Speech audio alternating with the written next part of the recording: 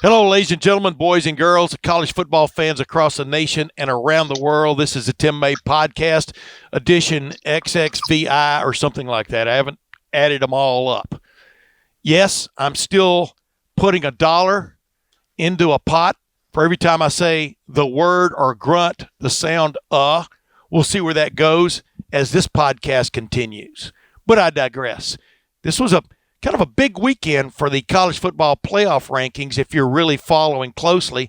And my opening guest today, does that for a living, Bill Bender of the Sporting News. I'm going to bring him in a moment. But to sum up, Ohio State was able to decimate, and they did decimate because they scored 10 times, Maryland, despite not having Chase Young on the field, who might have had about 8 sacks in that game because Ohio State had a season-high 7 itself without Chase Young. The Chase Young saga drama continues as we record this show. But the bottom line is he is expected back, I think, sometime this season. How soon he'll be back remains to be seen. The prevailing thought is this could be a 2-game affair. We'll see where it goes once the NCAA gets back from its day off for Veterans Day and maybe looks at this thing a little more closely.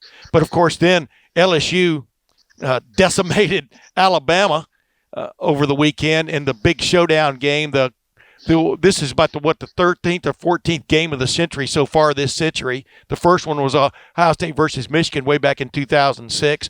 But I digress. A friend of mine, but past that, a fellow who keeps up with the national scene about as well as anybody out there is Bill Bender.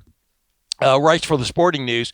I'd like to bring Bill in and just get his reactions on a couple of these major stories that occurred over the weekend. Bill, how are you doing? And speaking of jars, my daughter and I have a jar bet as well. It's every time I swear I put a quarter in, and every time she says, yeah, but then I get to take a quarter back. So it's pretty even right now. I had a curse cup way back when, and it ranneth over so much it looked like one of those slot machines at Vegas when you hit, 3 apples in a row. And I finally had to abandon it because I was running out of quarters. But Bill, you and I think alike. By the way, I just added another $1 to the up just now. But I digress. Bill, immediately, what's your take? What's the impact nationally, the story from your vantage point of the Chase Young affair, the situation Ohio State finds itself in right now, and yet it was able to keep the ball rolling, so to speak, against Maryland? First off, Austin did a good job breaking the story. Good job for the people at Lettermen Row there. Made for a busy Friday of trying to get down to the details of what happened, and now it's just a question of length. Now, like you said, I think we'll see him back on the field. It's just, is it going to be the Penn State game? It's going to be the Michigan game.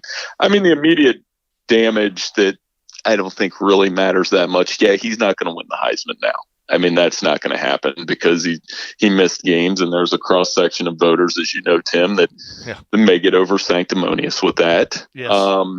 But, at the end of the day, I think he'll be back on the field. Ohio State certainly didn't need him to beat Maryland. They won't. Have you ever seen a 50-point spread, Tim? You've been covering Ohio State for a long time. I haven't seen one of those in a while. Bill, I will interrupt you here and say that I thought this was going to be about 75. I know you can't go that high, right? But based on, based on evidence, why would it be about 70, 75? But no, I've never seen a 50-plus point spread before, and we're in uncharted territory. You think it's legit? I think it's legit. Well, I took Maryland to cover last week, and I'm doing my picks column. We do that every week, as you know, and I'm probably going to take the Buckeyes to cover the 51. And if they don't, so be it. But, I think it's a get in, get out trip for them. Get out of Rutgers, try to be as healthy as possible, and get ready for these last 2 games where, again, they're going to be heavily favored against Penn State, who laid an egg. People are trying to justify it. They laid an egg at Minnesota this weekend. And I've thought all along that Michigan would be the tougher game for Ohio State, but at the same time, you're banking on Shea Patterson to beat Ohio State, and it's hard to picture that as well. Yeah, I agree. I kept saying all last week, I was on a bunch of radio shows, even on my podcast here. I was more curious about how good Penn State was going into that game than I was Minnesota, because I thought Minnesota has shown an upward ascent Of course, when you ascend, you're going upward. I understand that. But they've been ascending all year from like barely getting by Fresno State and blah, blah, blah, right on up to they are a very good offense right now. Great. I'm not sure. Tanner Morgan is playing extremely well. He had a great game against what was supposed to be the best defense he's gone against all year. I'm talking about on Saturday, Minnesota against Penn State. And then Penn State, like you said, kind of spit the bit, right? Yeah, I mean, it's a bad loss. And here's the thing, and I know we're going to get into Alabama here in a minute, but here's the argument I've been having ever since we've had this Alabama loss on Saturday is the committee's not going to push them off that number 4 line. It's going to be up to somebody ranked 5 through 11. And I always look at the board this way. There are 11 Power 5 teams with 1 loss or less. And those are there's never been a 2-loss team in the playoff, so you can cross everybody else off. Which one of those teams below, and I'm not counting Clemson, LSU, or Ohio State. I think they're all on track to do their thing. Which one of those teams below Alabama is going to push them off the number 4? Yeah. And I think it's going to make a lot of people mad, but I don't know that anybody other than Oregon can actually do it. Interesting. Very interesting because, of course, Alabama closes its regular season by playing the team that beat Oregon, Auburn. So, we'll see if that happens. Number 2, Georgia. I'm with you. I think Georgia there's a definite, what do you want to call it? Not curiosity, but doubt about how good Georgia really is right now when you think about it. But the interesting team to me, the fly in the ointment, is Minnesota. And, everybody can laugh, but Minnesota still has to play Wisconsin and Iowa. Those would still be considered quality wins. So let's say Minnesota gets to the Big Ten championship game undefeated. What do you do with Minnesota? Yeah, I mean, that's the big question. I mean, there is a natural disrespect for them knowing that they're an underdog at Iowa this weekend. Yes. I mean, off that big win, and I think they're better than Iowa. I do too. I think the Wisconsin game's a toss-up to me with them because I think Wisconsin does the same things they do. They run the ball a little bit better with Taylor. But again, Minnesota beat them last year. So, right. I mean, yeah, if you're an Ohio State fan, you almost want Minnesota to be undefeated when they play in the Big Ten championship if it comes to that. And I've been having this argument the last 48 hours, but if I don't think 2 Big Ten teams can get in, but what if that argument comes down to Ohio State and Alabama again for some reason? Right. And Alabama doesn't have to play for a conference championship. That would get vicious. Yeah, I really do believe that Ohio State wins the argument this time if, in fact, its loss is in the Big Ten championship game. I don't know if you agree or not, but I think Ohio State possibly wins that argument. But, of course, there are other dominoes that kind of have to fall and keep falling. If Georgia wins the SEC over LSU, now what do you do with those 2 teams? I mean, so it's really weird, Tim, because in this playoff era, and you've been doing this long enough to know how things change, but let's forget about the Rutgers game this weekend. We know they're going to win. Yeah.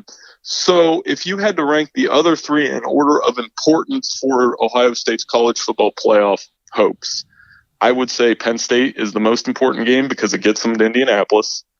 The second one would be the Big Ten championship game. You want to win that. And you can flip those 2 and say, yeah, it's most important to win the Big Ten championship. Somehow the Michigan game, in terms of what the playoff means, is probably 3rd. It's falling into cracks. I agree with you. I say that knowing it's absolutely the most important game on the schedule, so don't get me wrong there. But in terms of there is a scenario, believe it or not, where Ohio State could lose to Michigan and still get in. Absolutely. I mean, I absolutely see it just like you do. And this, Jim Harbaugh and company, that's going to be desperation time up there in 3 weeks. We all know that. I mean, they literally have to beat Ohio State or, in essence, take almost a permanent step back. Go ahead. Well, yeah, I was at the Notre Dame game, and that was the perfect setting for them, I guess. If you have 6 inches of rain on the ground, and they ran through Notre Dame, and I think they turned a little bit of a corner in the second half against Penn State. Agreed. I do think Michigan is. I know they lost the game. I think they're a little bit better than Penn State, though.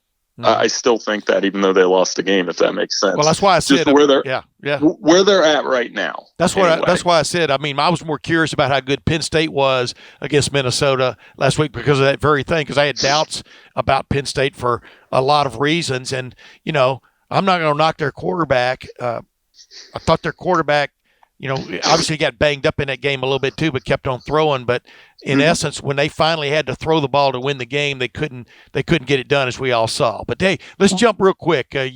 Alabama, LSU. LSU pulls the win in Bryant-Denny Stadium. Joe Burrow is carried off the field. How many times have you seen a player carried off the field, number one? Well, you got to be happy for him, and everybody knows the best high school players in the country come from Southeast Ohio, right? So I guess so. I was happy for him. As you know, I'm a Lancaster kid, so anytime you see somebody do well from that part of the country, I'm very happy for Joe Burrow. They played awesome, and he played awesome. He probably wrapped up the Heisman unless they lose a game somehow. And I also think they have room to lose a game because of that. At the same time, like, for those who want to push Alabama out, at halftime the answer was yes, they're done. But the fact that they made a game of it and they just couldn't get a stop. I mean, the most disappointing thing for Alabama wasn't Tua couldn't move. We get that. He played through it. Yeah. It was that their defense couldn't come up with one stop with the game on the line. And I think that's their weakness. I think that probably separates them a little bit from we can argue about Clemson, Tim, and we can argue whether LSU or Ohio State it should be number one. Yeah.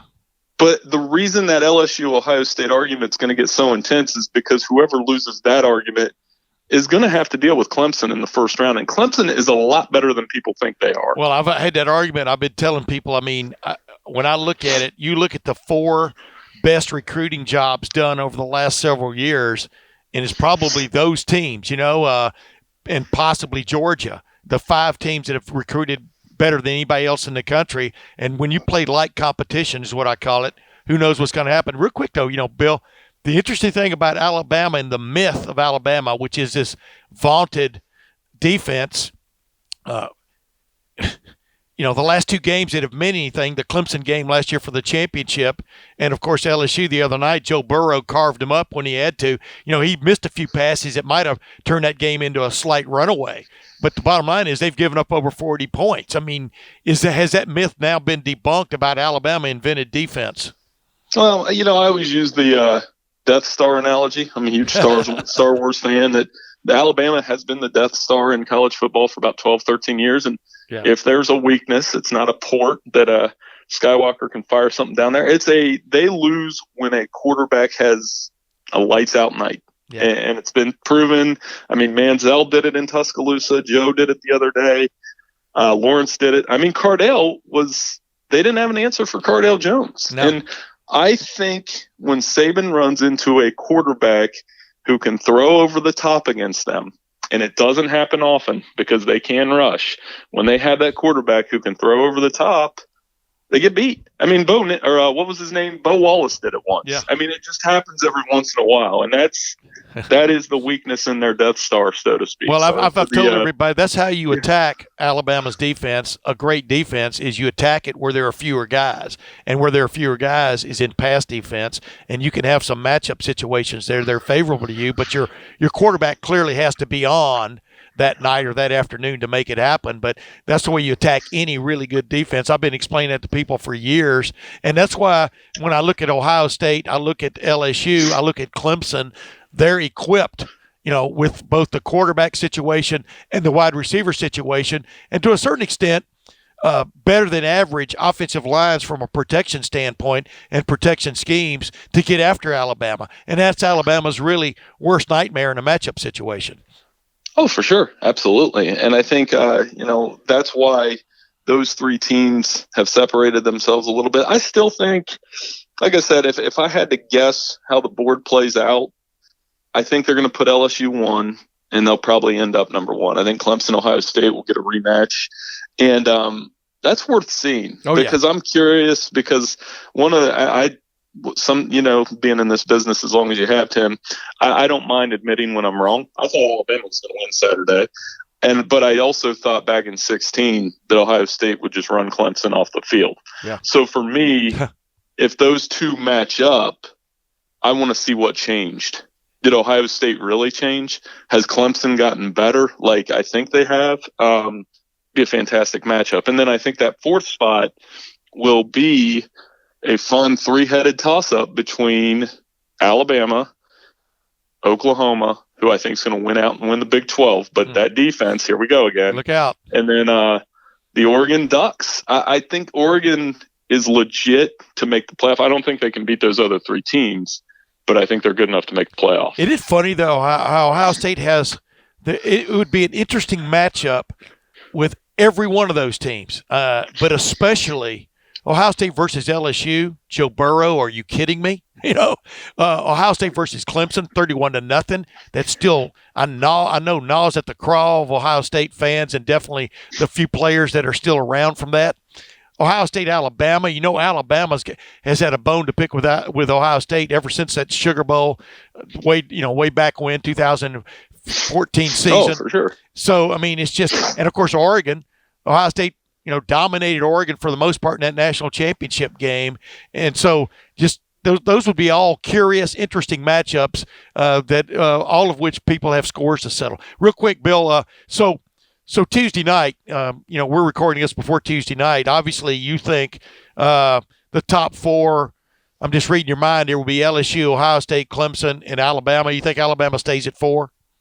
I think they might put Georgia at 4. I do too. Just to set up the scenario, like I said, that they're not going. The one thing they're not going to do is put Alabama behind Oregon or Oklahoma, because they're not. Then they won't have a way to put Alabama back up. Yeah, they do have a way of putting Alabama over Georgia if Georgia loses at Auburn. You really think? Do you think the committee really thinks that way? Do you really think they think that way?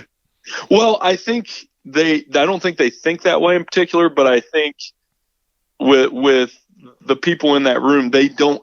The last thing you want to do is like switch it at the last minute, right? Yes. Because then you look really bad. Then it just looks like, oh, we're going to do what we want to do. So. But I do think right now, if I was ranking them myself, I'd probably rank them the same way. I'd probably put Alabama 5. I'd probably put Oregon right behind them at 6. And then, I watched this on the Fox show the other night. I thought Urban Meyer's top 10 was pretty solid. I mean, who knew he would be such a good studio analyst? He's unbelievable in there. Yeah. And other than he had Utah a little high, but I'll give him that one because he coached there once upon a time, did a pretty good job there. Right, exactly. Real quick, though, before you go, the interesting thing to me is, though, Alabama, where's the real quality win? That's the question I would have. With Georgia, you're sitting there.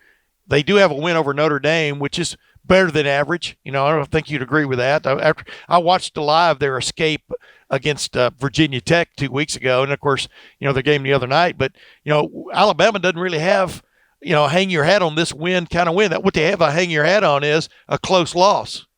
And that's why I think they could lose the argument in a couple ways this year, because in that 2017 season, they did have some quality wins. Yes. This year, they don't have that, well, we did this, because it's not going to impress anybody. Now, that being said, I don't know what the best analogy would be, but they do play by their own rules a little bit. I don't even consider them an SEC team. Yeah, they're like their own planet. They're an independent. And, they get their own rules, and people hate it, and they're going to hate it if they're ranked if the committee somehow does put them number 4. So we'll see how it goes. I do think, like I said, it's going to be on somebody else to push them off, because you can't count on the committee to do it. That's the only thing I would say as far as Alabama goes for the last month. And here's the thing about Alabama, and this, and same thing when a team plays Ohio State, when you play LSU, I guarantee you, whether Joe Burrow admits it or not, he got hit harder the other night than he's been hit all year.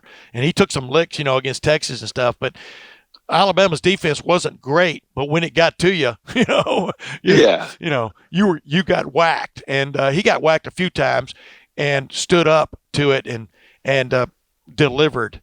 Real quick. Well, selfishly, Tim, I hope if they could match it up this way, in a perfect world for me, I'd love to see Alabama, Ohio State in the semis, and then LSU and Clemson. Yeah. And then if Alabama and LSU win that way, so be it. They play for the title game. But I think we'd get some, like you said, there's no bad matchup in terms of the teams that could actually play Ohio State. You think they would match up LSU, Alabama in a semifinal?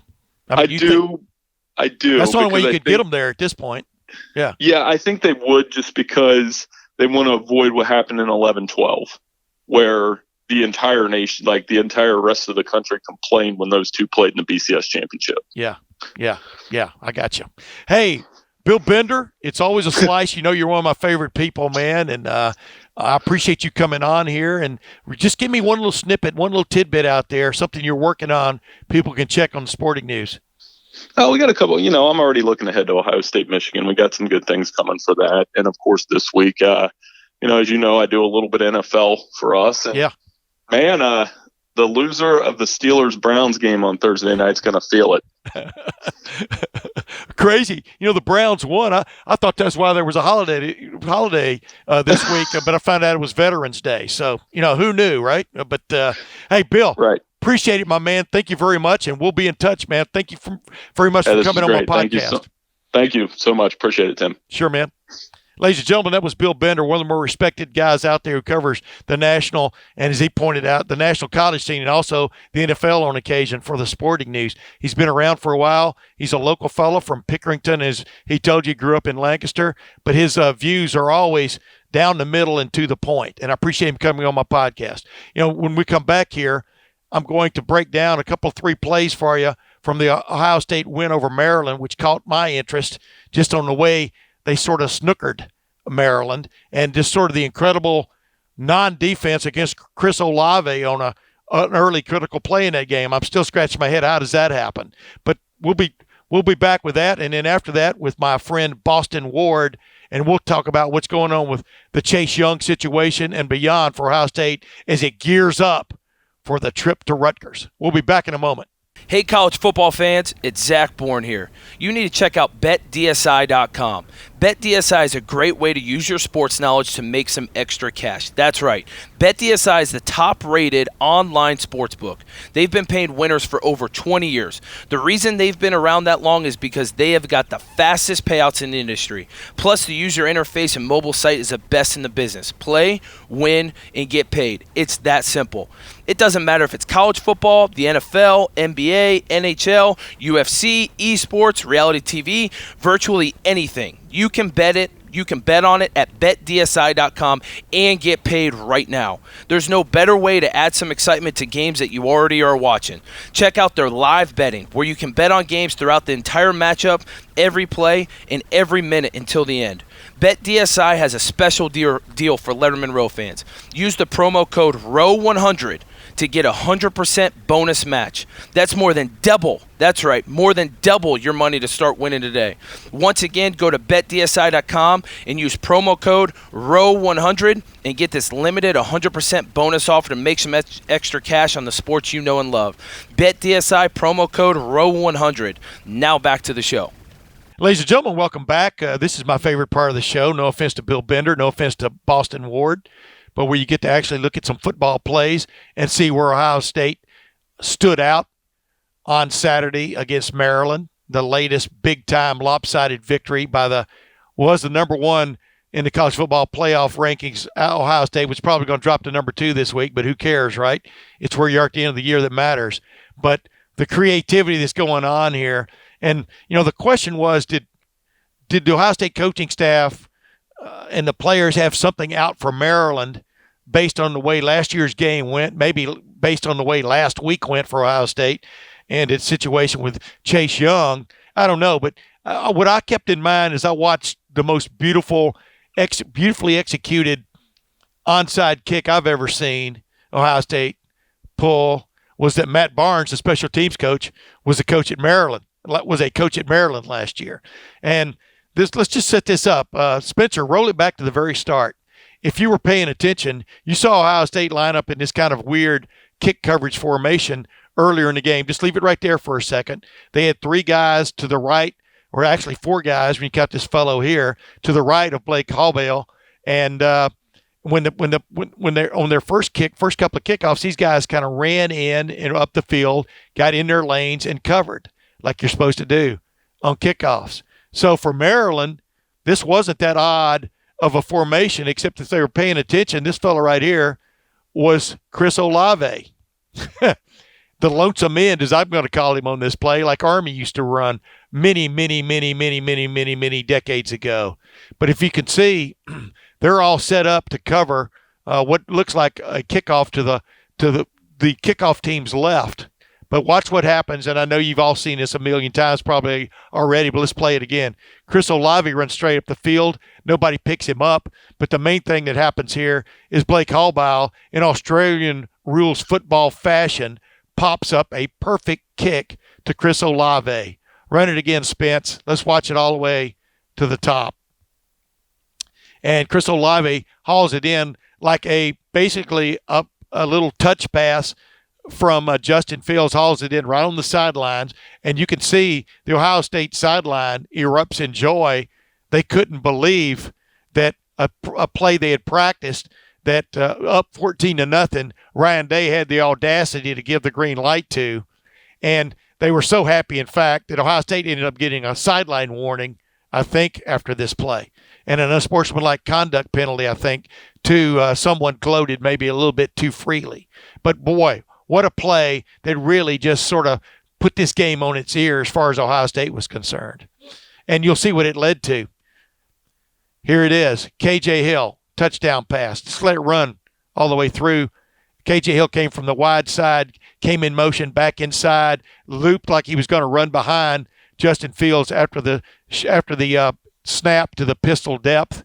And then, of course, he puts on the brakes, and then accelerates like a Formula One car back out to the outside. Justin Fields lays it out perfectly in front of him on a swing pass, and K.J. Hill beats everybody else back out to the corner. Of course, it helped that you had a wide receiver here running a basically a clear-out route. That's Chris Olave looking. The Maryland defense is looking for a possible lob to the corner. That was the only man who really could have stopped this play, and he wasn't really aware of what had just happened to him until K.J. Hill crossed the goal line, as folks watching the video can see. And the interesting part about this is Ohio State ran a very similar play a couple of weeks ago where K.J. Hill was lined up in the slot. There was a receiver out wide of him. He came in motion toward the line, reversed at the snap, just like on this play, and caught another swing pass for a touchdown. A little bit different formation, but basically the same play run out of a different formation. Definitely caught Maryland on the flip-flop. As the old saying goes, you love it when a plan comes together. Now let's go to the maybe my favorite pass play of the day, the Chris Olave touchdown pass from catch from Justin Fields. We'll stop it right there. As you can see, and my man Spencer Holbrook pointed this out to me too, K.J. Hill has run the same in motion action from being set out wide, coming back in like they're about to run the same play. Maryland's defense reacts. Well, what Maryland's defense reacts to and what's about to come are two different things. Stop it right there, Spence. As you can see, Jeremy Ruckert had lined up with on the left side on a little bit of a wing action next to Luke Farrell, the two tight ends. He runs a route where he is running a weave action with Chris Olave, who came from the right side, from the right slot. The interesting thing was, though, Maryland thought it had sniffed out this play. Hey, that's the same play they ran earlier today, when in fact it's not. It's one of the few times Ohio State has really run the weave this year, but nobody runs with, in my opinion, the most dangerous receiver on the team right now, Chris Olave, who gets lost in the back of the end zone and going on the high side of Jeremy Ruckert, who just breezes past the umpire, and boom, Chris Olave, like I said, the most dangerous receiver Ohio State's got going for it right now, is wide open for an easy touchdown pass from Justin Fields. Ladies and gentlemen, a little bit of scheming could go a long way, especially when you have big-time athletes executing. And that's what you're seeing from Ohio State from week to week. You're seeing different wrinkles offensively here we are 9 games into the season. Ohio State's 9-0, and they're just throwing some new things out there. We'll be right back in a moment with my good friend Boston Ward. We'll maybe talk about this a little bit, but mainly we'll talk about the Chase Young situation and then moving on to Rutgers. And I pose the question, well, why isn't Ohio State a 60-point favorite this week instead of just a mere 52? But we'll be back in a moment. Welcome back, ladies and gentlemen. As you know, breaking down plays is one of the favorite things I do. I even do it at home. But my man Spencer Holbrook helps me get through it on these days when we're recording the Tim May podcast. And by the way, I wasn't kidding about the situation.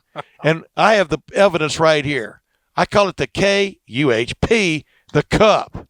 Right now it has $73 in it based on since I started saying I would pledge $1 for every I say that's unprovoked on this program. For every I will give you I will put $1 into this pot. Now, as you notice, I've had to consolidate some of the dollars because the pot's getting full already. Consolidate them into 20s. What do you think, Boston? I especially like the sticker that Sammy Silverman helped work up for you down there to make sure that it's really you that's giving this money, and it was on your own. But I mean, I give you so much credit for that. It's self-evaluation. You want to make this podcast the best it can be, and I appreciate that. You know that you've always been one of my favorite guys just because of your work ethic. But two, it's going to charity. Oh gosh, go ahead now. Well, I mean, we're going to talk about that. I didn't mean to come in and pat you on the back for both of those things, but it's true. But it's true.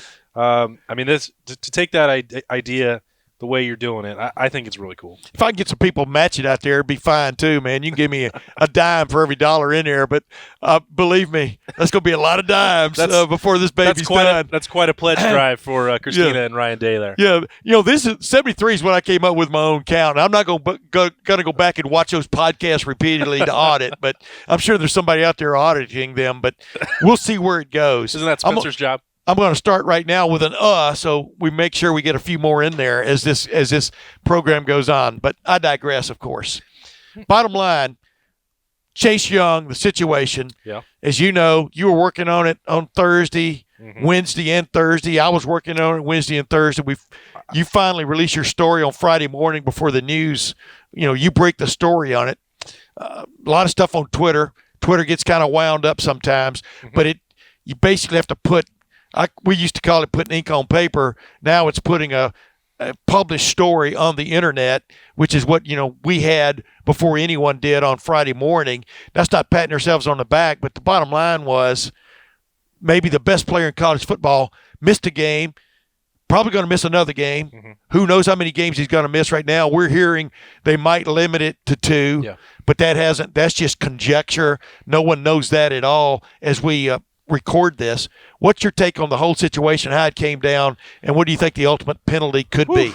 Boy, that is there's a lot of directions to go there. I think, and I've tried to make this point as often as I could, Tim, that people can speculate about the length of the suspension, what's going to happen in the next few days this week as Ohio State tries to get a resolution on the appeal process.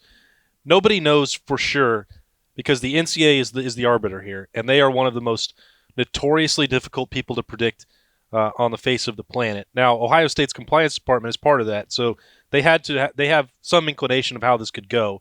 I think where some of the confusion has been, because I've said over and over, and this is not a prediction, the most likely thing I've heard most frequently is 2 games. It could be 4. It could have been, if the amount of money was so absurd that it couldn't have possibly been paid back, Chase Young could have missed the rest of the season. But the way that the facts have been laid out in the discussions that I've had, and you and I have both had these with a number of people involved at Ohio State, is that got the money, the details that Chase Young talked about, that's the Ohio State's understanding. I don't know the exact amount of money. I don't know exactly whether this guy has become an agent or not. There's lots of conjecture about this stuff. The truth of the matter is those details don't matter a huge amount.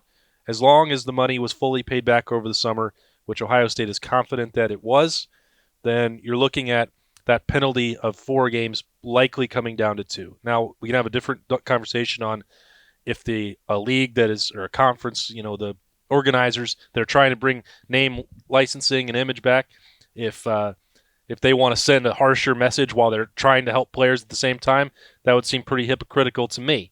If Chase Young had been able to have 1 autograph signing last December somewhere in Columbus, he would have never had the need to take a loan from anyone.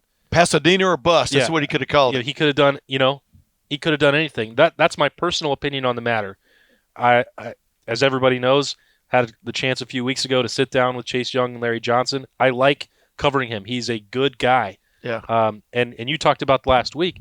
The thing that really put this on my radar where the concern went up was even before Wednesday. On Tuesday night, I was, trying to set up an interview and get Chase Young available this week with Ohio State's communications staff. Yeah.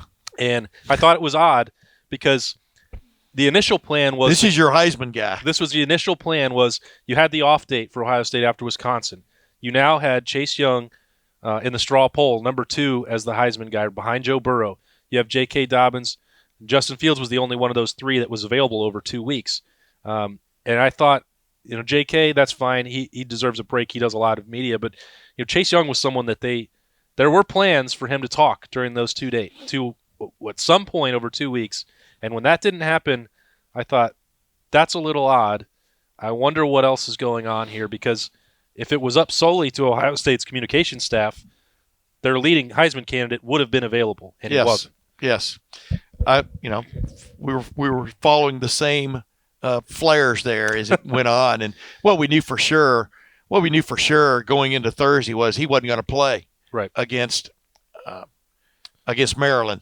What we also didn't know for sure was exactly why, and then as it goes on, we find out exactly why as Thursday night goes into Friday. We were talking all night Thursday about popping that story then, but as I explained to people, you don't want to just throw. I've never thrown stuff on the wall. There have been a couple things that I've been semi-wrong about a couple times. Let me throw this in, Tim, real quick. The reason we didn't write it on Thursday night and waited until Friday morning was because there was still a possibility that the NCAA could have ruled on the appeal at any point. Correct. And so there would have been no point. This has happened before. I don't want to name too many names here where a player gets a ticket to a sporting event, a high profile, a starter, maybe even a Heisman candidate in recent years, and you're ruled ineligible at that moment. Ohio State finds out, and then you repay somebody for that ticket. Yeah. Okay? So that person, never needed to be reported. It wasn't like, okay, X guy just was ruled ineligible, but he's fine, he's going to play, because it was a minor violation. They handled it. He was ineligible for 2 hours a day, and then he's back. And when it was Thursday night, you didn't know. That could still have happened for Chase Young. Yeah. And so until it was 100%, they're not going to hear it. He's not playing against Maryland. That's why we had to wait. What we knew was they were planning on him not playing them. Right. I mean, that was for sure. And I just wanted to clarify that. Exactly. I mean, that's where, people always want to put the cart before the horse, and there are all kinds of theories floating around. We'll see where this goes if and when we ever get to talk to Chase Young again. Past that. I think we will. How Ohio State rode the boat against Maryland, rode the boat through Maryland. It was incredible that on a day when Chase Young was not available, they register 7 sacks, their most as a team all year. Unbelievable, right? Led by Devon Hamilton at defensive tackle and Tyreek Smith at defensive end. And, of course, Zack Harrison gets his, second sack of the year, I think. But big-time sack. But it is amazing how that worked out, huh? Well, it's you've been talking about Devon Hamilton all year. I know. You've been – Wait, pat my back. Pat me on the back. You've been right on about this guy. And it's not that anyone didn't believe it, but you just see these guys at nose tackle or 3 technique. Jayshon Cornell didn't have a great statistical day, but continues to be a real weapon. But watch the video, man. I'm telling you. So it's just hard because you've got these big-time defensive ends. You've got Jeff Okudah. There's Malik Harrison. There's only so much spotlight to go around. But I think if you look at the guy who's really, really making an impact and moving the line of scrimmage on every single down, it's Devon Hamilton. And you don't see him on mock draft boards. You don't hear him talked about being as an All-American except for Will Krall, who made that his bold prediction for the second half of the season. Our boss man back there. So if you look at it, he doesn't get that much credit. He still doesn't. And the 2 sacks, maybe that'll help him. But I guarantee you when it gets to be March and April, when those NFL talent evaluators and those scouts see the things that you've been talking about all year long, that guy's going to shoot up the draft. Here's the thing. I would not be surprised to see him be a first-round pick. He, for the most part, dominated the middle of the field against Wisconsin, which a lot of people thought has the best guards and center in the Big Ten, maybe in the country. Not off that video, they don't. And, of course, Saturday he owned that poor Maryland center, knocked him backwards, and there was a great play. I mean, you and Zach Bourne breaking down one of the plays, and it's interesting because I was watching you guys record that, and there's a play in that y'all broke down, if you really pay attention, where a Maryland offensive lineman kind of fires out and hits nobody and falls down. I mean, that's the kind of year this defensive front is having, and it's not a one-man show. And I think it was very important to not just the fans of Ohio State and the people around the country see that, but for Ohio State, their players to understand it's not a one-man show up there. And I think they all kind of had a feeling about that. But they've continually been giving praise to Chase, because Chase not only has been playing out of his gourd this year, but he's also a great leader on that defense. Mm-hmm. And so there's nothing to dislike about Chase Young for their players. But now everybody knows life can go on without him. And I think what made it more impressive to me just on Saturday in particular is that Jonathan Cooper continues to be out with that, just trying to get healthy from the high ankle sprain. And if you'd gone into, August and we'd been sitting here and say it's November and neither Chase Young nor Jonathan Cooper are going to be on the field, and Zack Harrison is going to be a starter in a Big Ten game, based on what I had seen, he just didn't seem like he was going to be ready to play as a freshman to me. And that's not a knock. I mean, physically the tools are there, but it seemed like he was really raw, and Larry Johnson was going to have his work cut out for him. And Tyreek Smith, I would have thought that he would have ascended and been the potential to be a superstar. But really, I would have been pointing that towards his junior year the same way with Chase Young a year ago.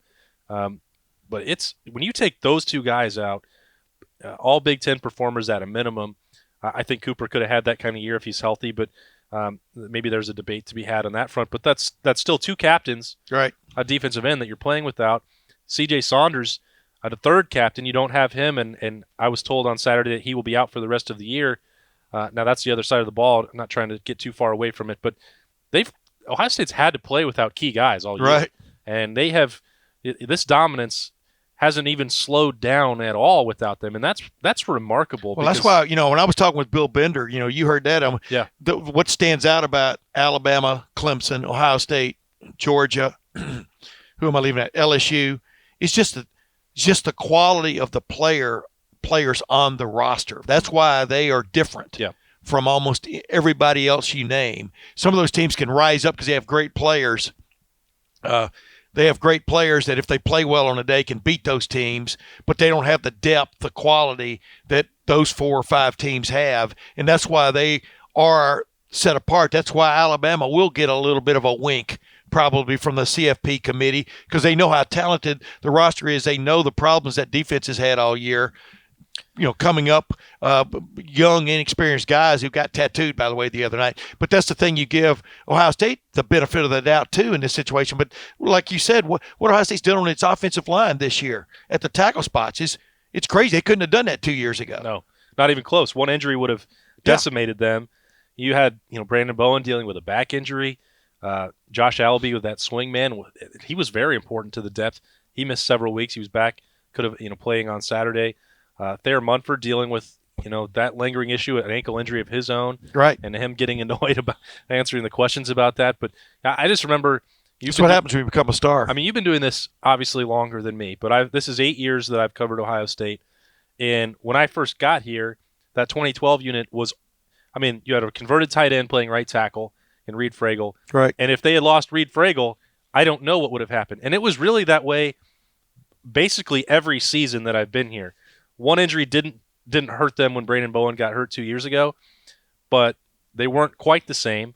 And last year was the first time where they really kind of were able to absorb that when you looked at what happened late in the year with Demetrius Knox. But, not at tackle. They still would have been in big trouble, I think. Yeah. And now it took them a long time, I guess, to get it right with offensive line recruiting and building that depth back up. And I think it's finally back to a level where you think Ohio State would be. I remember all the heat that a lot of people were giving Greg Studrawa, especially I did that. In the coaching swing transition to the Ryan Day era, whether Ryan Day would even retain him. And I was always under the impression that Ryan Day respected what Greg Studrawer brings to the table.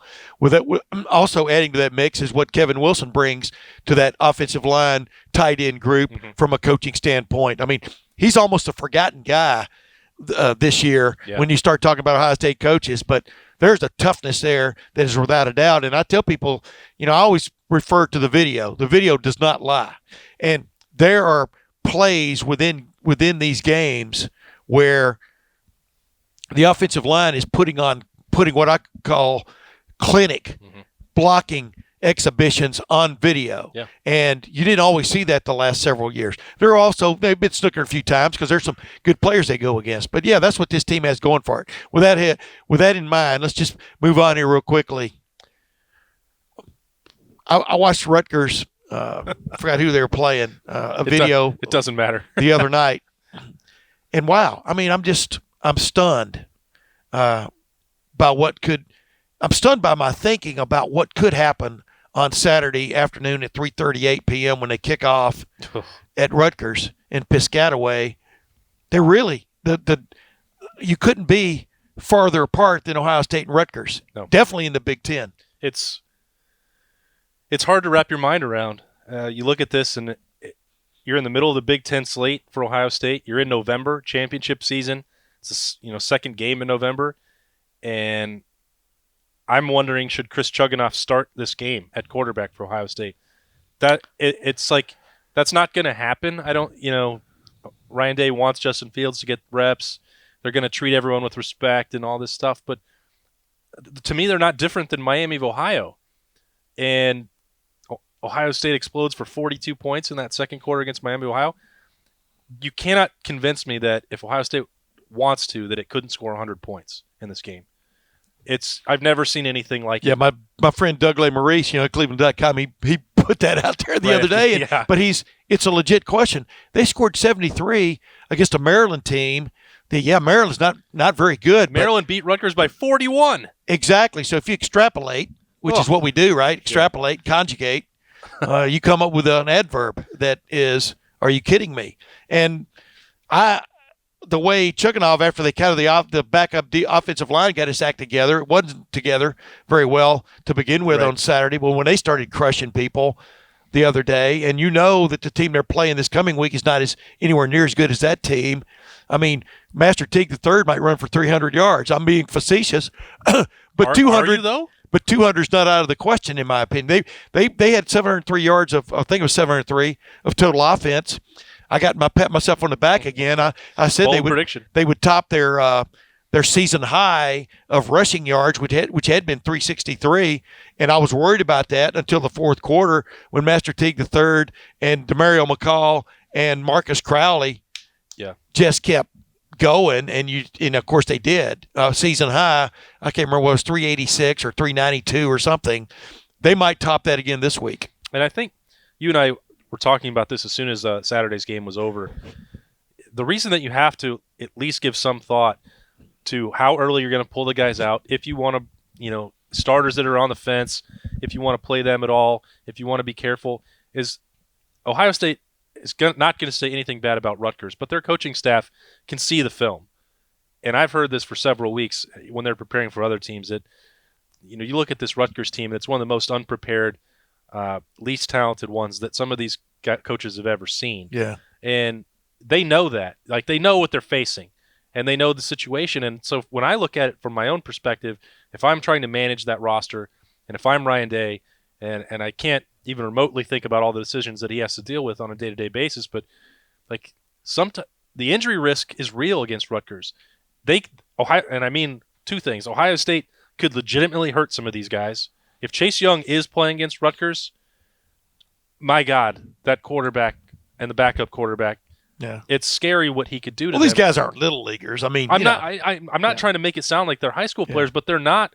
They are not the same caliber of athlete that Ohio State has. Right. And they would need 4 guys to block Chase Young, or he's going to be running full speed at their quarterback. Yeah. And the second part of that is the way that they play, that just falling incorrectly into somebody's knee or stepping wrong. Like, Ohio State has potential to play 5 huge games after that. Yeah. Like, I would be seriously considering treating it like a scrimmage to get through. Let me tell you something. I think most college football players, and I guarantee you Justin Fields thinks this way, J.K. Dobbins thinks this way. You play against Wisconsin and some of these tough defenses so that you get a chance to play against these other ones, because this is a gravy situation, it's payday, and you deserve it. I mean, if you're better than them, you deserve to go out and get to show it. I mean, without it, like Ryan Day said it the other day, man. You're full throttle through the first half, no matter what the situation is, because we just saw, for example, Illinois come from 25 down to beat Michigan State. I am not in any form or fashion putting Illinois and Rutgers on the same level. But the thing about college football is you never really know what's going to happen. And so it's folly to take a team so lightly that you don't even play your starters. I mean, I don't see that happening. I understand what you're saying, but you can't play football worried or scared. Yeah. And that's what I expect Ohio State to take care of business in this game, take care of it early.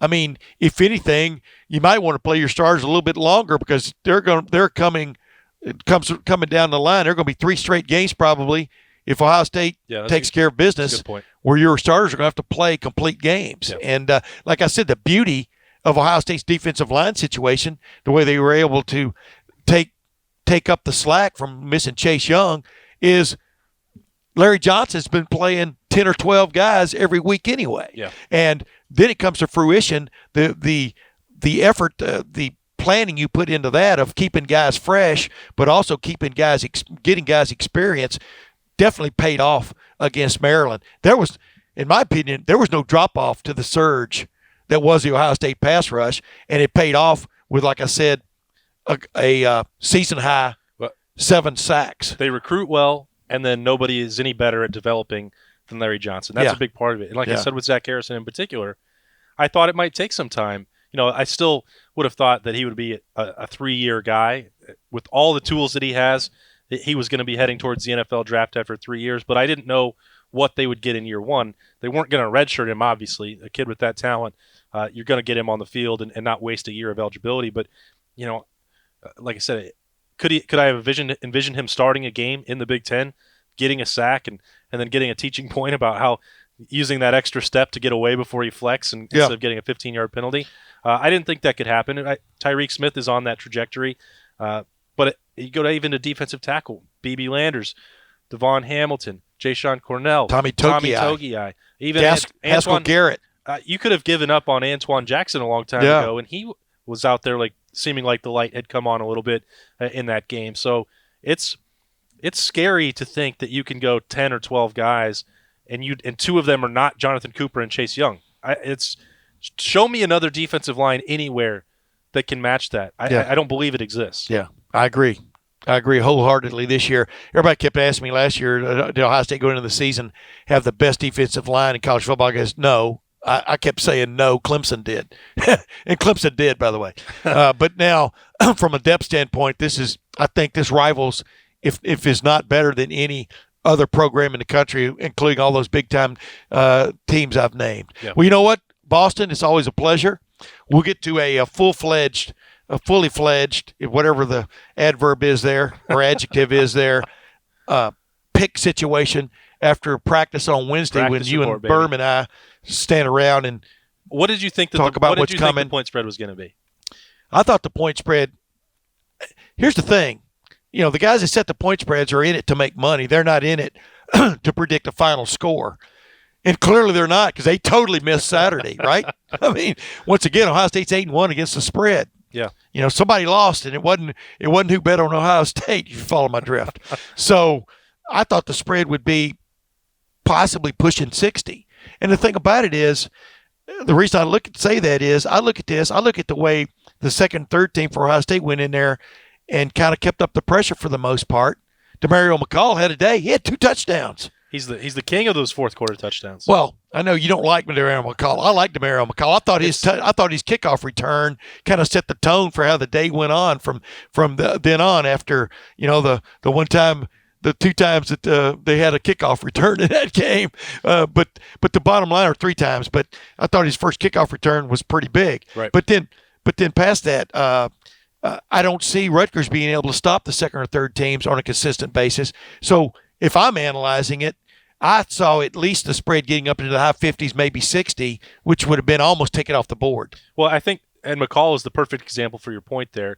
It's not that I don't like Demario McCall. It's that I struggle to see him being able to carve out a meaningful role ahead of a guy like Master Teague. Marcus Crowley was showing why he gets carries in that fourth quarter before that my goodness, injury buddy. Scare. I was on the field on the sideline for when he was running. Man alive. That guy's going to be a very good player at Ohio State. And so that's really the point. Like, they have a guy like Demario McCall who almost any other school in the Big Ten or in the country would feature.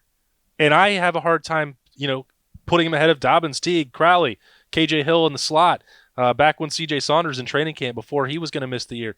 I thought all those guys just brought a little more to the table. Garrett Wilson at punt returner. Right. And it's not that I think Demario McCall is a bad football player, because clearly he's not.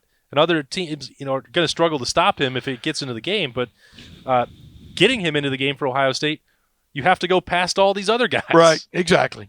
Ladies and gentlemen, that's the problems Ohio State is dealing with. First world problem. You lose maybe the best player in college football, and you still have like I said, a season-high 7 sacks against a not hapless team, but half-hapless team. Some quarterbacks that can run, too. Yeah. It's not like they were exactly standing there stationary. I mean, targets. and the way Devon Hamilton's blowing up plays, man, and there's nowhere for the quarterback to step up and go. If you don't beat the guy around the edge, it's lights out, and that's the way it was for Maryland on this past Saturday, and that's the way we expect it to be for Rutgers ×2 this coming Saturday. Ladies and gentlemen, I really want to appreciate and thank Boston Ward for coming on my podcast yet again. I really want to throw out thanks to Bill Bender, one of the more respected fellows out there covering major college football. Yep. And I want to, thank myself for not adding that much to this cup. We'll have to check the tape.